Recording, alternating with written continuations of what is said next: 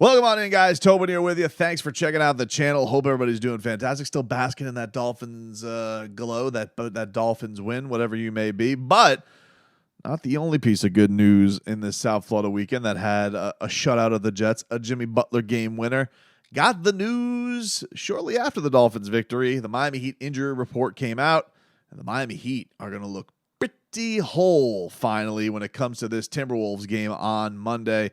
The Miami Heat announcing that Bam Adebayo and Tyler Herro will be available Monday night against the Minnesota Timberwolves.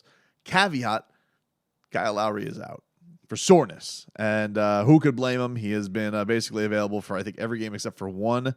He was actually asked about that this week. I think it was after the it was after the game on Wednesday when I was at the Bulls loss. I did not go to the game winner. I was not boots on the ground for that one.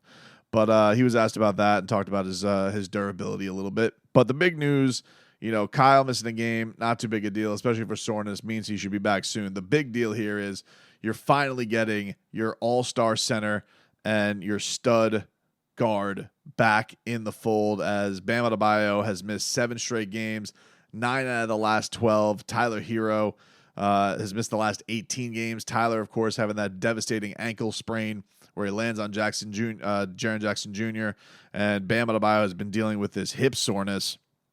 And so you applaud the Heat for Bam, I think, just kind of shutting it down and doing what they can do and see, hey, like let's go about this the smart way. Let's get this guy all the way healthy. Let's not play around with this thing. And that is the choice the Heat made.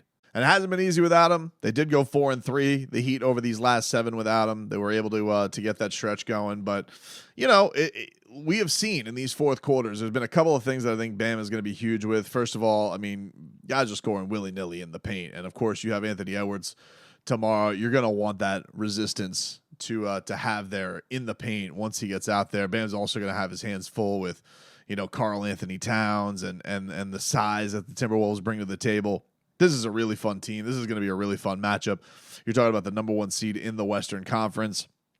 And just an interesting pass between the two teams, especially because of their star player, Jimmy Butler, who it's basically the only team that he doesn't really acknowledge his time there, even though when he was with the Minnesota Timberwolves, they had the most success that they've had probably up until this point.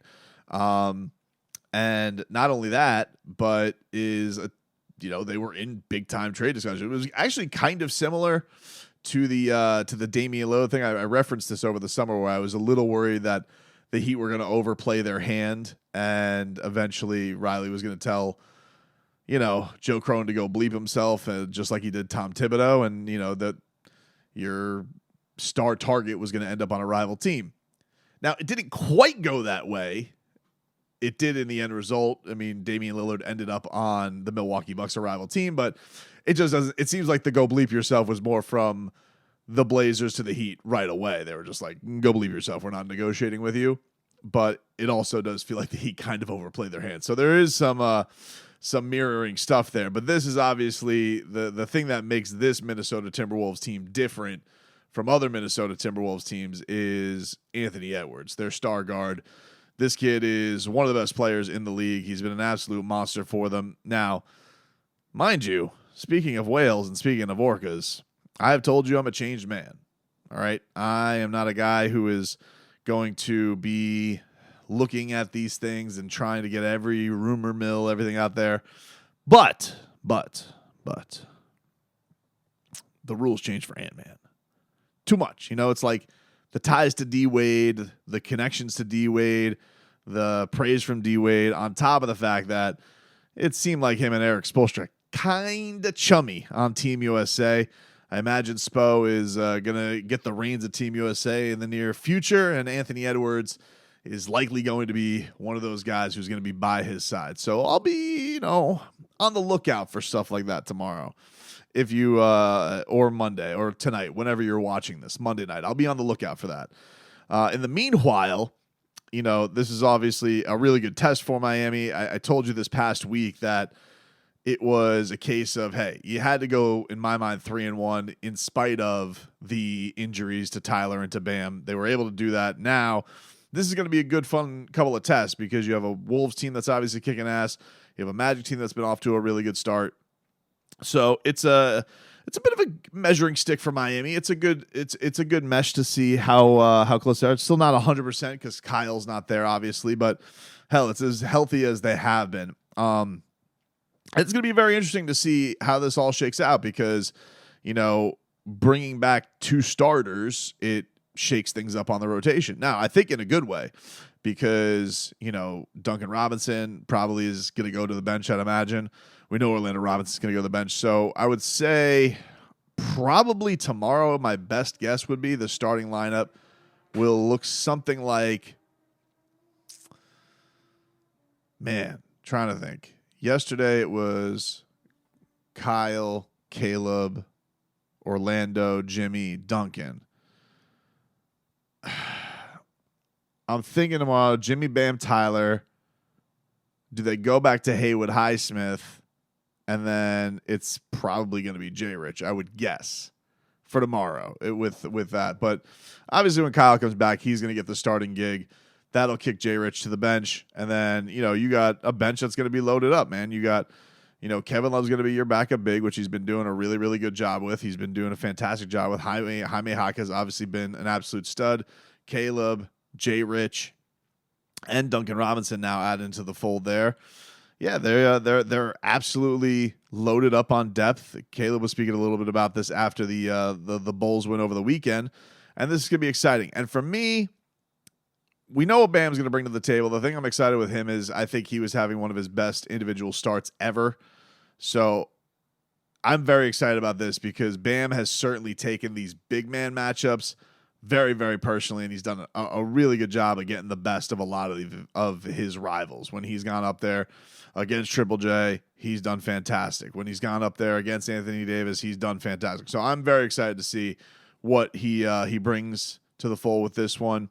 I'm also very excited to see, what Tyler Herro looks like and how he meshes in with things because he's obviously going to take a ton of shots.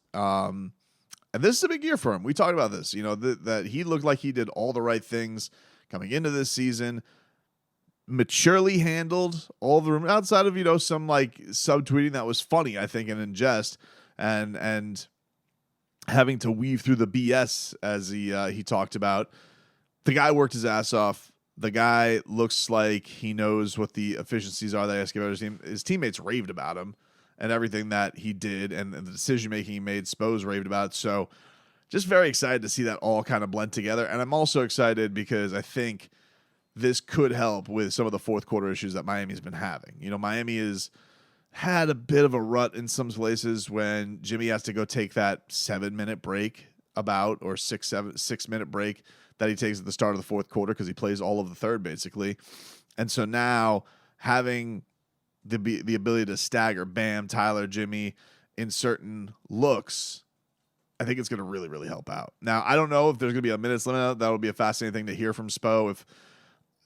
If I had to guess on either, I think Tyler Herro, they're bringing back because Tyler Herro's full go. I don't think there's going to be any restrictions on him.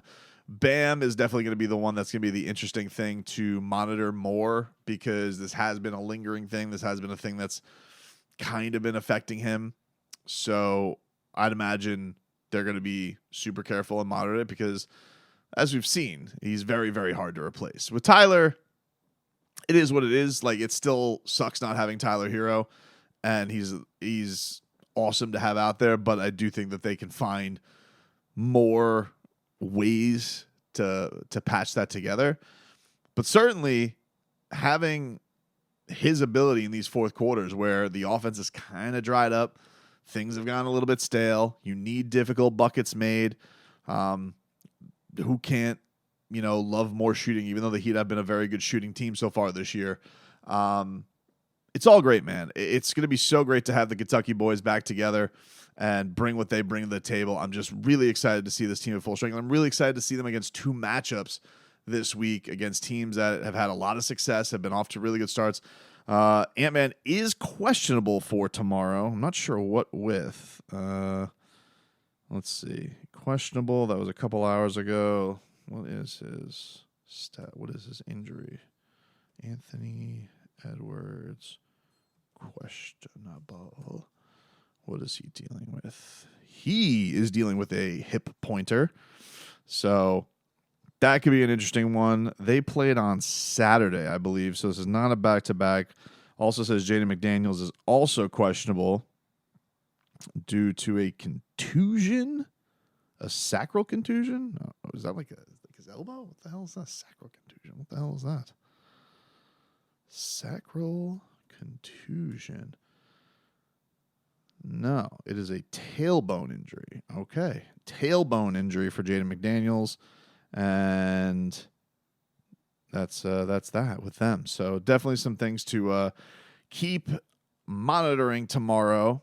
But this is going to be a fun one, I think. I'm very much looking forward to Heat T-Wolves at the Kaseya Center with Bam and Tyler back in the fold. Sucks Kyle Lowry's not going to be there, but well-deserved rest for him for sure. And we'll see what this looks like. I'm excited for it. Especially with Jimmy Butler, like getting they have not been good against the Timberwolves with Jimmy Butler. Didn't play in the matchup earlier this year. He was resting. There was one year where the T-Wolves fans were chanting Rachel Nichols at him. They have not been good with Jimmy Butler against the Timberwolves for whatever reason. It's a weird thing. It's one of those quirky, weird things. I don't know if it's the matchups. I know there's been some games Jimmy has missed against them, but bit of an odd thing that they have not had a lot of success against the Timberwolves. But this is the best the Timberwolves have been since Jimmy Butler has not been on the Timberwolves. The Timberwolves, big disappointment last year. Took that big swing of the Rudy Gobert. And yes, I do know Karl-Anthony Towns missed a ton of time. We know that they got one of the best young stars in the league. Just might want to say best stars. I don't even think I have to put the caveat of young. That dude's a baller. So this is going to be fun. I am very much looking forward to this matchup.